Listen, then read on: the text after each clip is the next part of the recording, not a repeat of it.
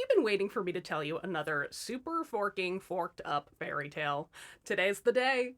Welcome back to Beauty and the Zoo, a series where I, Liz, am sharing various fairy tales where people marry animals and monsters. I was asked for the most bizarre enchanted prince tale I know, and so far I think it might be this 19th century Greek fairy tale called Felix Zalebi. Fucked up fairy tales with Liz. Ding! Before I begin, I'm gonna be frank. This hundreds of years old fairy tale is problematic as hell. Shocking, I know. But the second half is like really whimsical and weird, and I think that part is worth sharing while unpacking the problems because, we don't erase history, we learn from it, and or make fun of it. At the top of the tale, we meet a poor woman who is gathering herbs for a living. One day she is so exhausted by the work that she sighs loudly enough to summon a man from thin air. And this man is called a Moor. If you know your Shakespeare, Moor is an old term for a North African man. I'm thinking of like Othello. It is not the existence of this black Muslim character that is problematic, it is how he is used, because the Moor is the enchanted husband, aka the curse our prince character is under is that he is a black man. Sometimes old fairy tales are bad, and I'm not gonna lie, it's gonna get a little worse before it gets better in this story. So this guy is like, "Why did you summon me?" And the old woman is like, "I didn't. I just said, ugh, I'm so tired," because I'm really tired. And then he's like, "Do you have children?" Which is a really good follow-up question to learning someone is very tired. She says, "Yeah, I have 3 daughters I have to feed." And the enchanted prince is like, "Hey, I can help with that. I'll take the eldest, and if I like her, I'll marry her." So the enchanted prince, whose name is Felix Zalebi, takes the eldest daughter home and he gives her her dinner. Actually, he gives her a human head and says, "Eat up," and just leaves her be. Obviously, the girl is like, "Ugh," and she throws the head into a crawl space. Unfortunately, when Felix Zalebi calls to see if she enjoyed her dinner, the head itself answers and says, she went to bed hungry and stowed me under the roof, bruh." And so Felix sends the eldest daughter home and asks that the middle sister come in her stead. Now, the second sister is served a human foot, which she hides in a jug, but the foot tells on her too, which makes sense in that fairy tales often repeat plot points, but makes less sense because a foot has no mouth, but I guess that's a quibble. Felix sends that girl home in exchange for the youngest sister, and here's where it gets interesting.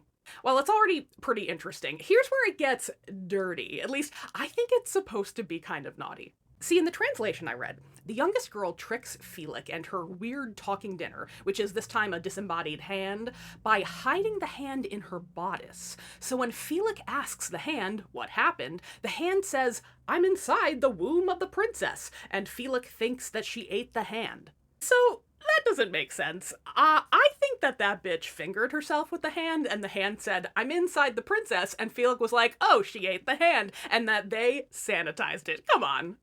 And since Felix thought that meant she ate the dinner he offered, he proposes because she is such a loyal girl.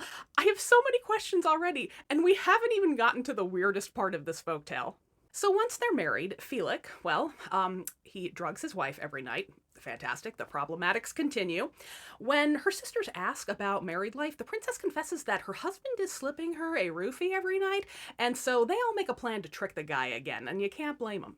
The princess rigs a sponge in her bosom to spill the drug drinked into, and that night she finds herself next to A white man! And he's caressing her, so I have to assume he's been a very, very, very, very, very, very bad man every night, and I think the princess should murder him.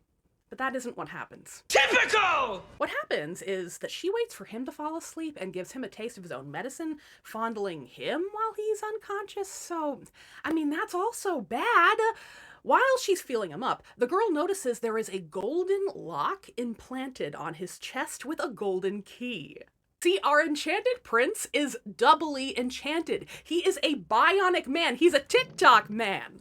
The princess opens the lock, and inside her husband's chest is a miniature world. There's a tiny landscape with a tiny river running through it, and a tiny woman washing clothes there, and a tiny pig runs out and tries to steal a piece of her laundry, which makes the princess yell, "Hey, tiny lady, a tiny pig is trying to steal your tiny laundry!" And this wakes up Felix.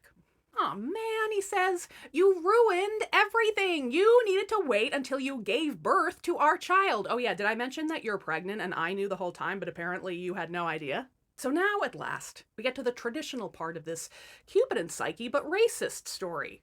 The princess must complete a bunch of impossible tasks to get her husband back. This poor girl has to find 3 pairs of iron shoes and 3 golden apples. She has to put on the shoes and climb 3 mountains in them. Yes, they make this poor pregnant lady climb mountains with weighted feet like some oldie-time tough mudder.